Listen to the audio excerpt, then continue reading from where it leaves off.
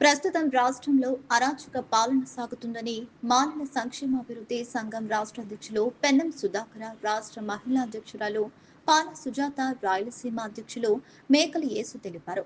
బుధవారం మండల కేంద్రమైన బండి ఆత్మకూరులో మానవ సంక్షేమాభివృద్ధి సంఘం జిల్లా కమిటీ అధ్యక్షులుగా మిడుతూరు రాముడు, బండి ఆత్మకూరు మండలం అధ్యక్షులుగా దాసరి ప్రవీణ్ కుమార్, మండల కార్యదర్శిగా సాగర్ రాజాను ఎంపిక చేశారు. ఈ సందర్భంగా వారు మాట్లాడుతూ ఎస్సీలలో కేవలం మాల మాదిగానే కులాలు మాత్రమే ఉండేవని తెలిపారు. అయితే చంద్రబాబు, పవన్ కళ్యాణ్ కూటమి ప్రభుత్వం కలిసి ఎస్సీలను మాదిగా, మాలలను వేరువేరుగా విభజించి పాలిస్తున్నారని తెలిపారు. అయితే ప్రభుత్వం అధికారంలోకి వచ్చాక ప్రజల సమస్యలను ఏమాత్రం పట్టించుకునేవారు కరువయ్యారన్నారు. పసిపిల్లలపై రాష్ట్రంలో ఏదో ఒక మూలన అత్యాచారాలు, అఘాయిత్యాలు జరుగుతున్నా పట్టించుకునేవారు కరువయ్యారని ఆవేదన వ్యక్తం చేశారు. మహిళలకు రక్షణ కల్పించడంలో ప్రభుత్వం పూర్తిగా విఫలమైందన్నారు. ప్రభుత్వ ఆసుపత్రులలో పేదలకు వైద్యం అందడం లేదన్నారు. ఈ విధంగా ప్రభుత్వమే ప్రైవేట్ ఆసుపత్రులను పరోక్షంగా ప్రోత్సహించడం జరుగుతుందన్నారు. ప్రైవేట్ ఆసుపత్రి నుంచి వివిధ రూపాలలో ప్రభుత్వ పెద్దలకు ముడుపులు అందుతున్నట్లు తేటతెల్లమవుతుందన్నారు. మీడియా మిత్రులకు అందరికీ నా నమస్కారములు. ఈరోజు జరుగుతున్నటువంటి ఇక్కడ ఈ కొత్త కమిటీ ఏదైతే మేము వేసినామో మన మిడతల రాముడన్న గారి ఆధ్వర్యంలో నంద్యాల జిల్లా అధ్యక్షునిగా అన్నగారు పనిచేస్తున్నాడు. మరి ఇక్కడ బండాత్మకూరు మండలంలో ఒక మండల అధ్యక్షుని కూడా మేము ఏర్పాటు చేయడం జరిగింది. మరి విషయం ఏంటంటే ఈ కొత్త కమిటీ సందర్భంగా ఇక్కడ జరుగుతున్నటువంటి దళితుల మీద జరుగుతున్నటువంటి అన్యాయాలు అయితేనేమి, అక్రమాలు అయితేనేమి, ఏ విషయమైనా సరే మాలలైనటువంటి వారు, ముఖ్యంగా హిందూ మాలలు ఎవరైతే ఉన్నారో వారందరూ మన మిడుతూరి రాముడన్న గారికి ఎటువంటి సమస్యలు ఉన్నా కూడా అన్న మీకు అందుబాటులో ఉంటాడు. ప్రతి ఒక్క విషయం వారికి తెలియపరచండి. మీకు తెలియని విషయం ఏంటంటే ఉద్యమకారులు తక్కువైపోయినారు ఈ కాలంలో. ఎందుకు ఈ విధంగా తక్కువైపోతున్నారు అనేది ప్రతి ఒక్క క్యాస్ట్లో మొన్న బీసీ వాళ్ళ గర్జన జరుగుతుంది. అనేక మంది బీసీ వాళ్ళు గుమ్ముగూడి వారి కులానికి సంబంధించినట్టు వాళ్ళు ప్రోత్సహించుకుంటూ జనాలు అభివృద్ధిని చూపించుకుంటూ పోతున్నారు. వారికి కావాల్సినటువంటి అన్నీ గవర్నమెంట్ తరఫున రాబట్టుకుంటున్నారు. కానీ ఒక్క మనలోనే ఐక్యమత్యం అనేది లేక ఉన్నటువంటి 2 ఎస్సీ కులాలను 2 భాగాలుగా చీల్చి, ఎవరైతే చీల్చినారో కూటమి ప్రభుత్వం అయితే కానీ, పవన్ కళ్యాణ్ అయితే కానీ, ఉండేదే 2 కులాలు ఎస్సీ వారిలో. ఈ 2 కులాలను కూడా చీల్చడం జరిగింది. ఒకటి హిందూ మాల, 2 మాదిగా. ఎస్సీ అంటే వీళ్ళు ఇద్దరే వర్తిస్తారు, కానీ వీళ్ళిద్దరిని కూడా చీల్చి సపరేట్ చేయడం జరిగింది. కాబట్టి ఇక మీదటైనా సరే ఎవరైతే ఉన్నారో హిందూ మాలలు ప్రతి ఒక్కరు గుర్తించుకోవాలి, ప్రతి ఒక్కరు ఐక్యమత్యంగా ఉండాలి. ఏది జరిగినా, ఎటువంటి సమస్య వచ్చినా ఆఫీసర్ల దగ్గరికి డైరెక్ట్ వెళ్ళి అడగండి. మేము మాలల సంక్షేమ అభివృద్ధి సంఘంలో పనిచేస్తున్నాం సార్ అని. మీరు ఎవరు ఎస్ఐ దగ్గరికి వెళ్ళండి, ఎంఆర్ఓ దగ్గరికి వెళ్ళండి, ఎక్కడికి వెళ్ళినా మీకు పని జరుగుతుంది. మీకు తెలియనటువంటి విషయం ఏంటంటే మన కులానికి ఇంత మర్యాద ఉందా అనేది మీకు తెలియదు. మీరు ఒకసారి కండువ వేసుకొని మన మాల సంఘం తరపున మీరు వెళ్తే మీకు అర్థమవుతుంది. కాబట్టి ఉద్యమాలు చేసే వాళ్ళు తక్కువైనారు. దయచేసి మన మాలలందరూ ఐక్యం కావాలి. ఉన్నటువంటి ఈ ఎస్సీ కులంలో 2 కులాలు ఉంటే ఈ 2 కులాలను కూడా విడదీసినారు. ఇది చంద్రబాబు నాయుడు అయితేనేం, పవన్ కళ్యాణ్ అయితేనేం ఇట్లా విడదీయడం ఇది ఏమాత్రం తగదని నేను గవర్నమెంట్ వారికి కూడా చెప్పడం జరుగుతూ ఉన్నది. ఈ సందర్భంగా ఈ విధంగా నంద్యాలలో కూడా మేము ఒక మీటింగ్ ఏర్పాటు చేయాలని ఉన్నాము. త్వరలోనే చేస్తాము. అందరూ మాలలందరూ ఏకమై ఒక ఉద్యమం చేయాలని ఉన్నాను. త్వరలోనే చేస్తాను. అది కూడా ఈ సభాముఖంగా తెలియపరుస్తున్నాను. జై భీమ్. మాలల సంక్షేమ అభివృద్ధి సంఘం నుండి రాష్ట్ర అధ్యక్షుని అయినటువంటి పెన్నం సుధాకర్ నేను చెప్తున్నటువంటి మాటలు ఇవి. ఇక్కడ వచ్చిన మీడియా అన్నలకు అందరికీ పేరు పేరున నా ధన్యవాదములు. నా పేరు వచ్చేసి పాల సుజాత. నేను వచ్చేసి రాష్ట్ర మహిళా అధ్యక్షురాలుగా చేస్తున్న పెన్నం సుధాకర్ వర్గంలో చేస్తున్నాను. ఈరోజు ఇక్కడ బండాత్మకూరు మండలంలో రాముణ్ణి నంద్యాల మండల అధ్యక్షునిగా ఎన్నుకోవడము, జిల్లా అధ్యక్షునిగా ఎన్నుకోవడము చాలా సంతోషంగా ఉన్నది ఇక్కడికి వచ్చేసినందుకు. మరియు ఈ కూటమి ప్రభుత్వము వచ్చినాల నుండి చిన్నపిల్లలు ఎక్కడైతే ఉన్నారో చిన్నపిల్లల మీద అరాచకాలు జరగడము చాలా ఎక్కువైనది.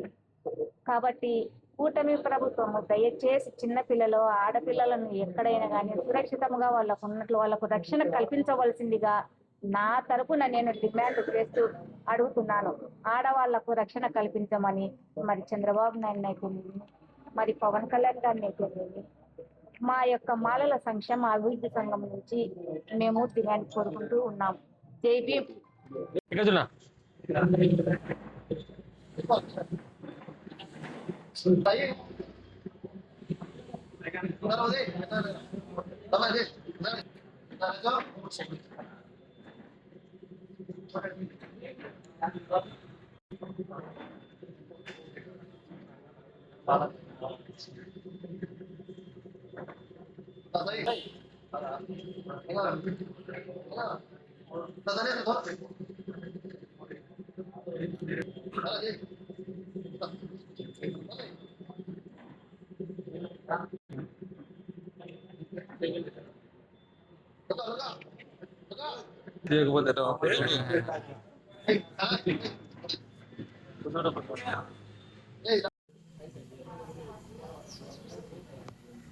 ఎస్సీ ఎస్టీ మైనార్టీ బీసీల ఐక్యత, ఎస్సీ ఎస్టీ మైనార్టీ బీసీల ఐక్యత.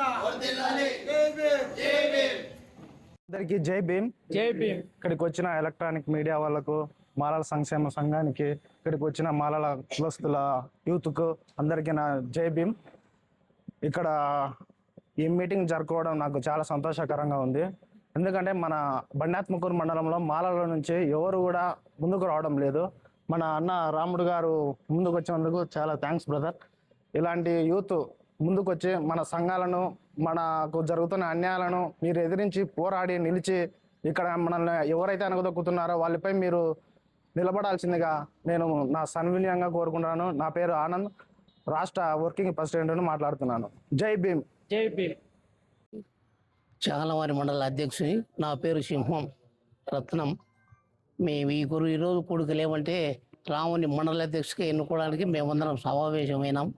ఎందుకంటే ఒక యూనిట్ కంటే ఏ విషయానికైనా ఎక్కడ మాట్లాడడానికైనా ఒక అవకాశం. జై భీమ్. మాలల సంక్షేమ అభివృద్ధి సంఘం పెన్నెం సుధాకర్ వర్గం నేగల యేసు రాయలసీమ అధ్యక్షుడు. నేను బండాత్మకూరుకు రావడం జరిగింది. వచ్చేసి రాముడు, ప్రవీణ్కి ఇంకా వచ్చేసి ఒక 10 మందికి నూతనంగా సభ్యత్వం ఇవ్వడం జరిగింది. ఈ మీడియా తరఫున మాట్లాడేది ఏంటంటే గవర్నమెంట్ హాస్పిటల్లో చాలా నెగ్లెక్ట్ జరుగుతుంది. అంటే పేషెంట్లను పట్టించుకునే వాళ్ళు లేరు. చూడనీకైతే 30 పడుగులు, 100 పడుగులు, 50 పడుగులు ఉన్నాయని హాస్పిటల్లో వచ్చేసి పేపర్కి ఇవ్వడం అయితే జరుగుతుంది. కానీ ఏంటంటే ఆడ పోయిన పేషెంట్లకు తగిన చికిత్స అనేది లేదు. ఇది ఎందుకు లేదంటే గవర్నమెంట్ చేసిన ఒక నిర్లక్ష్యం. గవర్నమెంట్ అనేది ఒక సోమరిపోతుతో ఉంది.